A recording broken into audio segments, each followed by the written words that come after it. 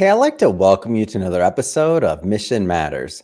My name is Adam Torres, and if you'd like to apply to be a guest on the show, just head on over to missionmatters.com and click on Be Our Guest to apply. All right, so today my guest is Gloria Feldt, and she's the co-founder and president over at Take the Lead. Gloria, welcome to the show. Thank you, Adam. I'm so excited to be here with you. Gloria, 10-year anniversary of Take the Lead. How do you feel?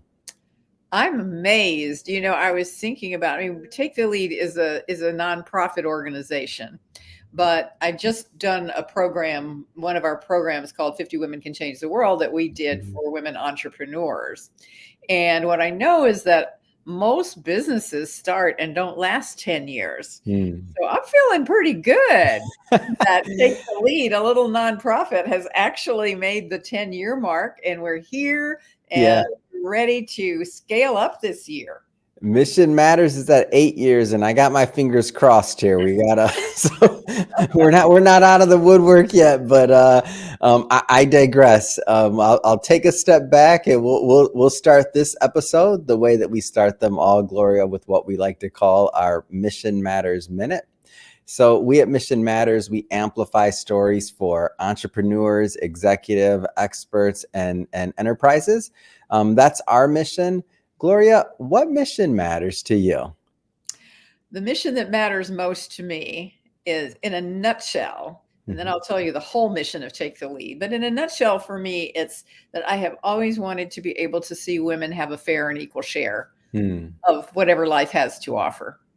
And the mission of Take the Lead specifically is to prepare, that's train, develop, that is to coach, to inspire, that is through role models, and to propel, and that's through thought leadership that focuses on solutions, not just problems. And all women of all diversities and intersectionalities to take their fair and equal share of leadership positions across every sector. Get this, by 2025. Now, that's coming soon, and we weren't anticipating a pandemic or a few other little things that have happened in the interim, but we still think we can move farther, faster today than we ever have to get women to leadership parity. That's great. I love bringing mission-based individuals on the line to share why they do what they do and really how they're making a difference. So great having you on. And I do have to, first off, hey, Dr. Nancy, her team, Melissa, thank you so much for bringing Gloria to the platform, and also to our book project we have coming up. So for my longtime listeners and my hardcore fans, the ones that listen to every episode, they know we got a book coming out with Dr. Nancy and Women Connect for Good. Gloria, it will be one of our amazing authors in that book. And also Gloria has written and been part of, I believe, 5 books. Am I off on that, Gloria, roughly? I have written 5 books, and I've been part of a few other ones as well. I've written chapters for other ones. Yes. Why? I always like to do this. This is a shameless plug for myself as a publisher and every publisher out there. Why are books still important, Gloria? Why do they still matter? Well, I mentioned the thought leadership part of Take the Lead's mission. And there is really nothing quite like a book to, first of all, I think, give you the time and space to be able to articulate your full mission, as opposed to, on most television shows, you get 6-second sound bites. And but in a book, you can really lay out all of the issues, all of the information. You can provide so much more for people to be able to use. But it also is a kind of credibility. I think the book is a kind of credibility. So it's really great that you're doing what you do, and that you help people put these books together, and then more importantly, get the word out about these books, because it took me 5 books to understand that it's not just about writing a book, it's about actually getting the book to the people who need the book. So thank you for what you do. Oh, thank you. And that's one of the big deals. So I always like to tell, especially when I have an experienced author like yourself on the line, I want others in my audience to hear it from other individuals, other leaders out there, so that they understand that, hey, this isn't just coming from a publisher's side. Like thought leadership books, having that space, like these are themes that we talk about all the time. And by the way, for everybody watching, just just so you know, we're not going to go too far into the book today that we're doing with Women Connect for Good and Gloria. And the reason is because when the book is actually out and live, we'll bring Gloria back onto the show, and then we'll do a full deep dive into the book, into the writing. But we got a whole lot of other things to cover today. Before we go further into the conference coming up and also the organization, maybe take a step back and tell us a little bit more about your background and how you got started on this path. Sure. Well, it's been a pretty long path at this point. I have been so fortunate to be able to make my life's passions into my life's work, but I didn't come to that passion immediately. I grew up in small towns in West Texas and rural communities that were places where women weren't given, weren't encouraged to have careers, let alone to even think about equality in, in the power, pay, position, any of those things. You were there to be a support person to everybody else, basically. And I totally drank that Kool-Aid while I was a teenager, and I wanted to be like everyone else. And I was so like everyone else. So I married my high school sweetheart. I had 3 children by the time I was 20. And then I sort of woke up and realized, these are great things, and I am so glad that I have the children that I have, and they've been the center of my universe. But there were a lot of other things in life too that I wanted to do, but for the most part, I couldn't actually do most of them at that time. I mean, I wasn't able to get a credit card in my own name. I wasn't able to get many jobs. I mean, the job openings were listed as help wanted male and help wanted female.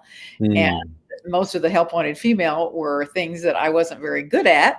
Like you could be a nurse or a secretary or a teacher. I was a pretty good teacher. I am a pretty good teacher. So I chose teacher from among those 3, but I could never have, I was not skilled enough to be able to do the other 2. I couldn't do it. So I got involved, however, in the civil rights movement. I had a passion for social justice in general. I don't know exactly where that came from, but I know to some extent where it came from, but it was sort of a natural with social justice issues. And I noticed that the women were doing all of the frontline work and the men were in all the leadership roles and getting all the credit. And I thought to myself, well, if there are civil rights, then women should have them too. And it was at that point in my life, I was a young mom and wife, and I had many other responsibilities, and I was teaching school. But it was at that point in my life that I realized what I would be giving my life to would be things that would help women have equality in various different ways. And so the first thing that happened was that because I had the small children, it took me 12 years to finish college. And as I was finishing college, I did a term paper on a small new Planned Parenthood affiliate in Odessa, Texas, the land of Friday Night Lights. If anybody is a fan of that show, the book, the TV series, it's all true. My kids all graduated from Permian High School. So so I realized that, so I was encouraged, I should say, to do my term paper on this little new Planned Parenthood affiliate.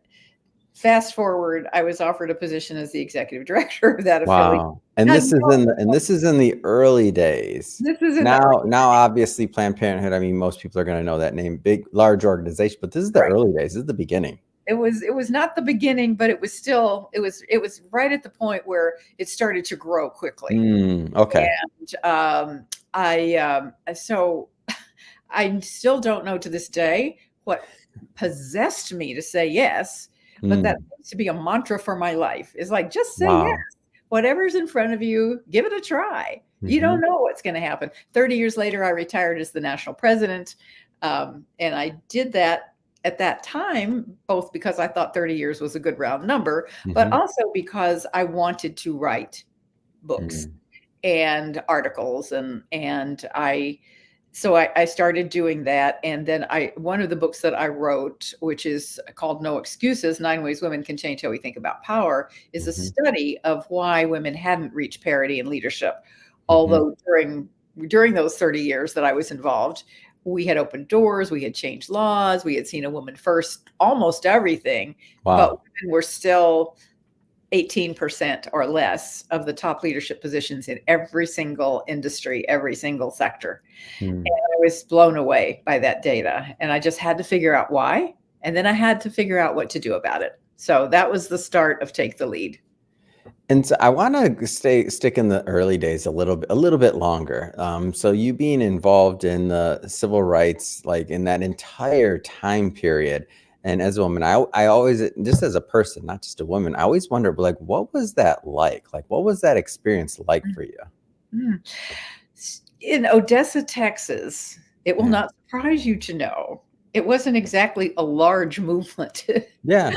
So I had to find my people. I had to find my Hmm. people, but I was teaching Head Start, and that And gave me, that's why I think it would be almost isolating. I don't want to put words in your mouth, but that'd be tricky. I suppose it could be, Hmm. but if you believe in something, it's not Yeah. tricky. If you believe in something, you just figure out how to do it. And Mm. because I had been living in the community for a long time, Mhm. I understood the culture and I understood how to Mm. communicate. I understood how to communicate with people who Yeah. might have very different points of view. But if you sit across the table from people and you talk to them and you maybe Mhm. break bread with them, somehow you can still get along even if Yeah. you disagree about things. Oh yes, I remember being one of the few families that welcomed the first Black family Mm. into the neighborhood. Mm. Things like that. That they weren't treated very well, and Yeah. but I found that the more I did those kinds of things, the better I felt about myself. Mhm. Because in a sense, when you're Amazing. fighting for other people, you're actually fighting for yourself. Yeah. Was there a moment, or was it a buildup, or like an epiphany? Like, so you're in the middle of all of this change, we'll say, a lot going on in the country, and for you to think about, that role and that gender equality. I guess now we use that word, right? Or we have these type of words, but back then, to think that, wait a minute, all the men are in leadership positions, all the women are on the front lines doing their, like, what's going on here? Was that like It a was huge. moment? Was it a buildup? Like, how did that? Because that's super, like, observant. I feel like to be able to observe and to see that in the midst of everything that's going on, heightened emotions, heightened tension, everything in the country. Like, how did that happen? It came upon me slowly, but I Mm. do remember being at a particular meeting Mm. where the women were serving. But I knew that they had actually organized the whole thing. They were Wow. organizers of this whole event, Hmm. and then they were taking a back seat. Mm. And I should say, the other thing that I learned from the civil rights movement, which has Hmm. totally guided my life, is that people working together, Yeah. even if they have no formal power, Hmm. people working together can change anything. But you have to have a strategy. You have to be willing to work together. Mm. And I will say that is a huge lesson that I learned, and I will always be grateful Mm. learning from the civil rights movement. I mean, if you think about people started from nowhere, from nothing, Right. and especially in a culture like, I mean, Texas was part of the Deep South. Texas Oh was yeah. was part of the Confederacy, but they were making change everywhere. They were, Mm. they were changing all kinds of rules. They were getting rid of segregation. They were this was such huge Oh social yeah. change. And that's what I learned, and I was able to apply those lessons in the next phase of my life. How do some of those early lessons translate into what you're doing now with the Power Up, whether it's the Power Up concert and conference, or it's some of the other things you're doing around women power and leadership? Like, how does some of that stuff carry over? Because it feels like it's a lifetime of build up to now what you're doing. It is, Adam. It is a lifetime of buildup, and I will tell you that the one of the biggest epiphanies that I had Mm. when I was writing No Excuses Mhm. was that actually, at that point, women actually had the power that we needed. Wow. We were already That's a big epiphany, by the way. we were already earning 57% of the college degrees and had been for 2 decades. We were prepared for whatever work was out there that needed to be done because we're in an economy that is based on brains, not brawn now, right? Right. Mm-hmm. And it's all about what you can innovate and create, and it's not about how strong you are physically. It's about what your brain can create. Yeah. So women already had that. The data was really clear that companies with more women in their leadership were more profitable. Mm-hmm. So, and also that women were we had the power of the purse. We are the purchasers or the deciders about what's getting purchased for about 80% to 85% of all of the goods and services that are sold. Which marketers know. They figured that out on Fifth Ave a long time ago. Hence Mad Men, right? Like, You got it. Yes, exactly. And so then I had to ask, well, then what's the problem? mm-hmm. We have the power, but I realized we just didn't always know it because we had come from a culture that told us we didn't have the power. And so that what I realized I needed to do in this next phase of my life, to the extent that I could do it, was to help women know their power and to embrace it, and to be able to embrace it with confidence and authenticity in a way that is authentic to us as women, not to try to be men. I love men. That's not a, it's not the issue, but we bring certain things to the table and we need to value those things. And so I wanted to be able to do that. But they're always talking about women's empowerment. That just like annoys me because I don't believe women need to be empowered. That makes it sound like you don't have power. You actually have power. So what I concentrated on was created a program and a curriculum that helps women have the mindset to understand the power that they have, to literally be able to identify their points of power, what is their special talents and abilities that they bring, and then how do they want to deploy those. So we have a curriculum that not only teaches women leadership skills, but it helps them identify where their powers of leadership are and create a plan for themselves to get to where they really want to go, clarify where they want to go, and then know how to get there. And it makes so much sense. And I love that you say everything's in words and language for me. So when you say you don't use the word empower, because then that assumes they don't have the power, I'm like, duh.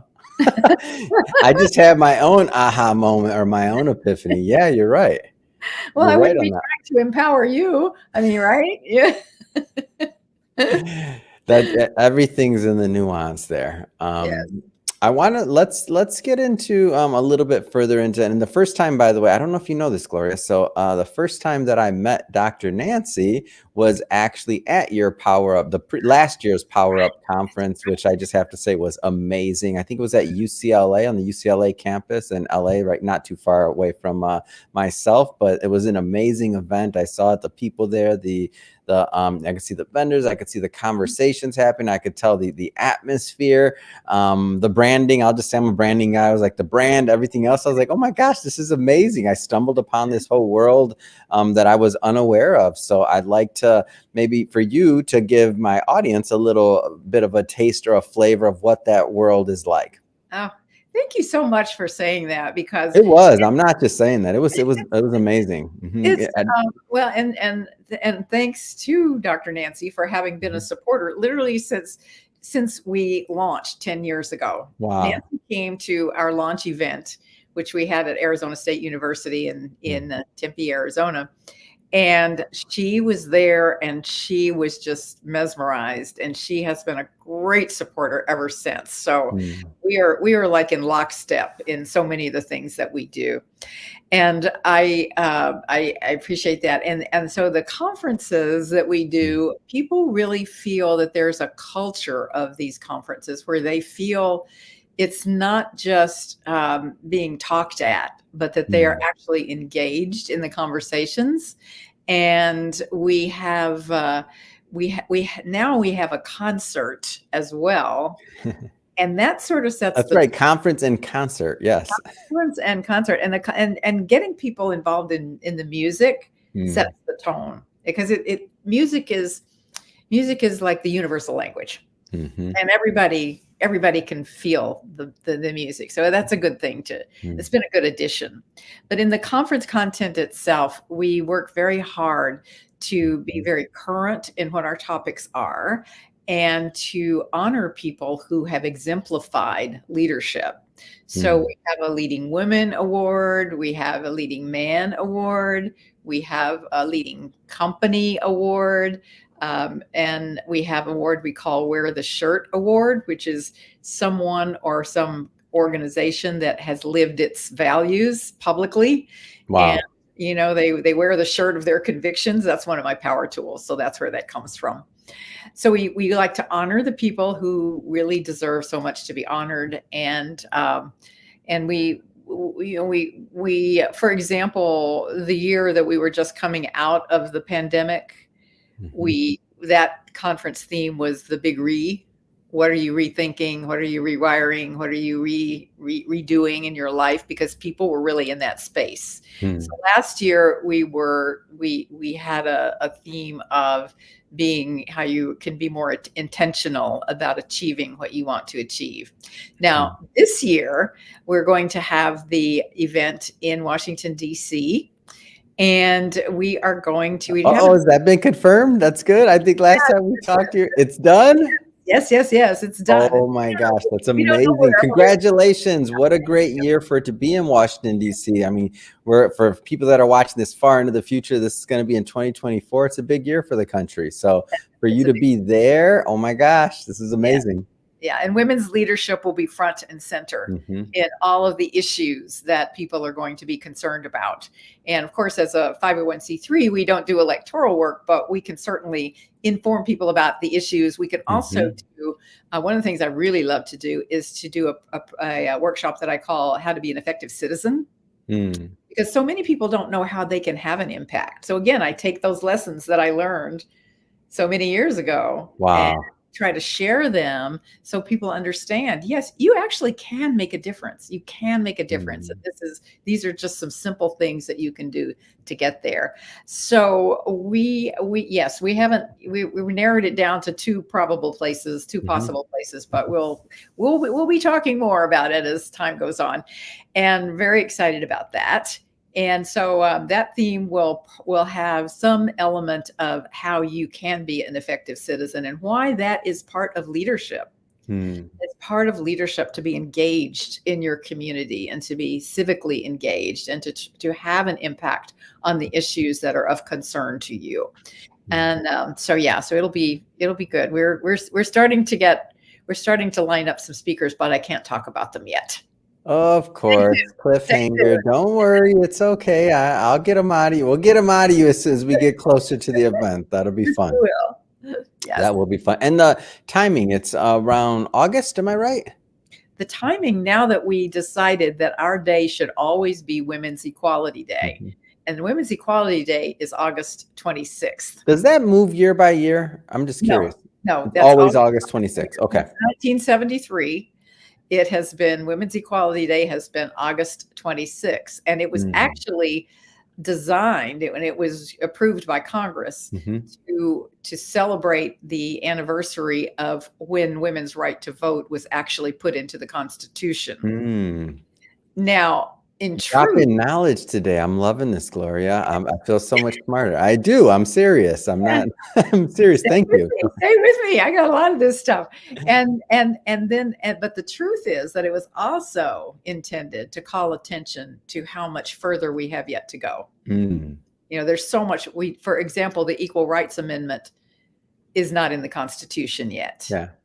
And so women are not recognized in the Constitution. And so that will be a topic of our Mm. conversation at our conference too. Mm.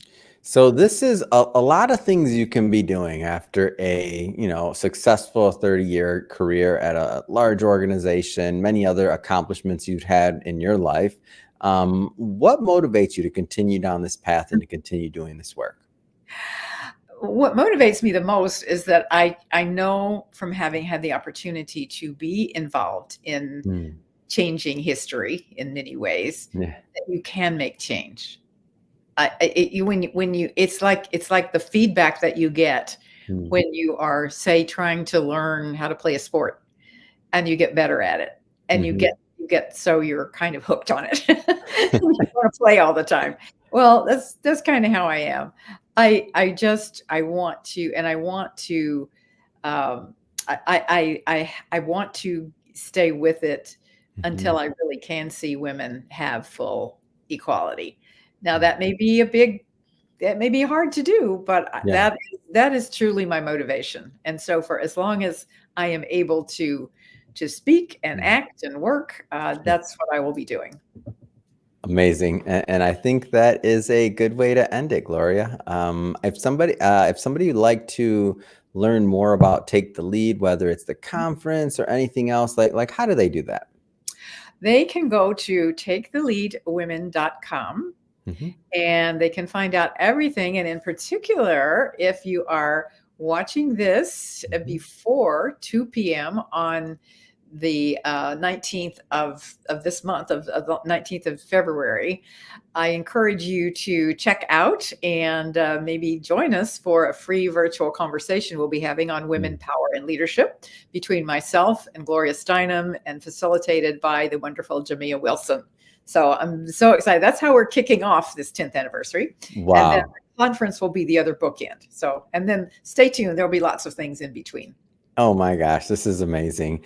Well, Gloria, again, thank you so much for coming on the show today. I look forward to continue to work with you, continue get this book out. Of course, you've been working on for the last 6 months or so, maybe more. I don't know. Time flies. And to the audience, as always, thank you for tuning in. If this is your first time with Mission Matters and you haven't hit that subscribe button yet, I don't know what you're waiting for. This is your invitation. Hit that subscribe button. And if you're feeling really friendly, we don't mind reviews either. It keeps the show going, keeps us growing. So thank you so much. And Gloria, again, can't wait to the next time we get to work with each other. And I'm going to get those speakers out of you as well. So thank you again for coming on.